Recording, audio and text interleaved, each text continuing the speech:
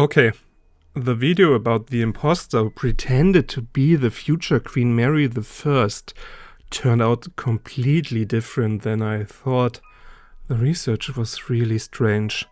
That's why my real voice can be heard, although statistically it is much worse for the channel than the other one. I also can't rule out the possibility that I am missing the obvious. In principle, I hope so, even if it would be not good for my credibility. I guess that there could be a very harmless explanation, but alternatively there is also enough potential for a real historical novel. So, Philippa Gregory, if you see this, go ahead and help yourself. However, we will only get to that at the end. Before that, let's deal with what I have researched. In doing so, I will reenact, and it will be very bad, what I thought about during the research. Let's start with the video I thought I was going to make, and why not? Let's also listen to the other voice to get a feel for it. In the summer of 1533, the people of Boston, Lincolnshire, witnessed a strange spectacle. A young woman pretended to be Princess Mary. She claimed that her father, King Henry VIII, had completely abandoned her. She now wanted to flee to the mainland to the emperor and return with troops to claim her throne. She was taken seriously for quite some time and received donations. She was able to substantiate her story by citing quotes from the royal family that referred to her. For example, she claimed that her aunt and godmother, Mary, then Queen of France, had told her the following: "Niece Mary, I am right sorry for you, for I see here that your fortune is very hard. You must go a-begging once in your life, either in your youth or in your age." The fake Mary then continued from the first-person perspective. "And therefore I take it upon me now in my youth, and I intend to go beyond the sea to mine uncle the emperor as soon as I may get shipping." At some point it was too much, and the fake Mary was arrested as well as interrogated. 3 men named Nicholas Robson, Robert Pulvertoft, and Thomas Brown did so. They found out that the pretender was 18-year-old Mary Baynton, daughter of Thomas Baynton from Bridlington in East Riding of Yorkshire. Her contemporaries about Mary Baynton judged that she was a self-deluded lunatic. After that, she disappears from history. We only know the whole process from the source collection called Letters and Papers, Henry VIII. Here, the trial is classified under the serial number 1093 in the year 1533, although it has no date. The common, and for me, conclusive assumption is that Mary Baynton was arrested and interrogated in September after the birth of Elizabeth because her shenanigans were too much under these circumstances. After that, she was classified as crazy, but harmless. We have no evidence of what happened to her. Historians assume that she recanted and was allowed to leave afterward. Afterward, she lived quietly and without fuss. Her story is considered significant for 2 reasons. First, a rebellion broke out in this region 2 years later. The leaders named as one of their goals that Princess Mary would have to be reinstated into the line of succession to the throne. Secondly, Mary Baynton is considered an example of how many ordinary people witnessed what was happening at court during that time. And that makes sense. I mean, it's not like we can grab a Mary Baynton right at the court. Wait, what? Who are you? I am so confused. I know a Sir Edward Baynton who played some important roles at court. In principle, he served in every household of the queens. Catherine of Aragon liked him so much that she had the archway rebuilt for his seat Bromway House as a gift at her own expense. But the name doesn't match completely. On the page dedicated to the history of the family, however, there is this in the entry for Sir Edward. So Baynton after all. Then Mary in the household of Elizabeth and Princess Mary is certainly related to Sir Edward. What a funny coincidence. Her name is exactly like the one of the pretender. No way it is the same person. It can't be, right? For that, I would need to be able to prove so much more. After all, we know that the imposter's father is called Thomas.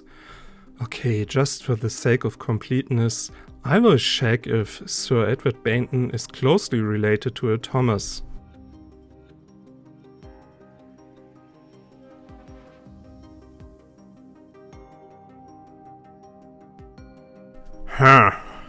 Okay. This was the page of Sir Edward's father John, so we learned that Edward had a younger brother named Thomas. Great. But can I also find a Thomas who had access to the royal court and ideally somehow had a connection to the greater region of York at the time in question? None appears in the letters and papers. What is this? A directory of wills from York from the period in question. And who do we have here? Thomas Baynton, who was a member of the yeomen, i.e. the King's Guard, made his will on August 14th, 1545. Listen, then these are all funny coincidences. But it is not as if I could prove that part of Sir Edward Baynton's family lived in Bridlington, where the pretender's father was supposed to come from. All I have is this entry for a much too young Thomas Baynton. Burniston exists 43.2 kilometers or 21.1 miles away from Bridlington. Sir Edward's family can be later traced back to Bath. This George Baynton, who lived here and where the family business is still today, is a direct descendant of Sir Edward. But if we assume a spelling mistake for the sake of fun and say it was not Thomas or Mary Baynton with an A, but Thomas and Mary Boynton with an O, then we find this entry in the region. By the way, Barmston is also very close to Bridlington. The above, Sir Thomas, is too young for our purposes, but he is too old for the crown to administer the inheritance for him. This one should be the right one for the administration by the crown. Mary's potential father could be this one. Holderness is here. But we don't find Mary among the relatives, just as we don't find her among the Bayntons with an A. However, they do use the name Mary Baynton in later generations. So, I could not find the Mary Baynton who was supposed to have been the pretender of Mary I, nor the Mary Baynton who was supposed to have been one of her gentlewomen, but I have no shortage of Thomas Bayntons with an A and an O. Somewhere a mistake must have happened, or we are talking about a great conspiracy theory that I have already teased. Let's start with the most likely explanation of how all this can be cleared up. I'm an idiot and missed something. Please tell me it's this.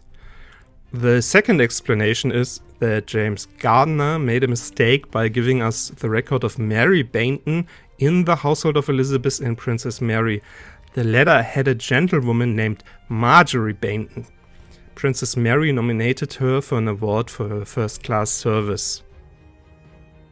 Marjorie was the sister of Sir Edward.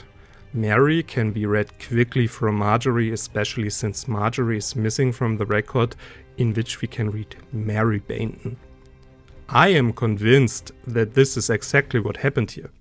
It was a simple typo. In any case, it would be interesting if someone would look at the original again. Before I reveal what happens next, a really short advertising block. I have put together a source sheet on this topic for my members, which is now available. I also wanted to briefly thank everyone who's considering a membership or a super thanks. The money goes into books for new videos and some cat treats. Back to the show. But if Marjorie and Mary Baynton are not the same person. There's room for imagination. Then the gentlewoman was potentially the pretender who therefore knew so much about Princess Mary. I don't believe it, but with this variant, it would not even be possible to rule out the option that the real Mary tried to escape. We know that 17 years later she was thinking about exactly that. She then gave the identity of her lady-in-waiting while she was interrogated. This would explain why we don't find anything else. All traces were erased as best as possible in order to cover this whole incident up. I don't believe it, but I think the current version that it was a confused young woman is correct, and that Mary Baynton was actually Marjorie in the recordings. But somewhere a mistake has happened. Thanks for watching. Please like and subscribe to help the channel. And have fun thinking about this one. I had a lot of fun thinking about it. Bye.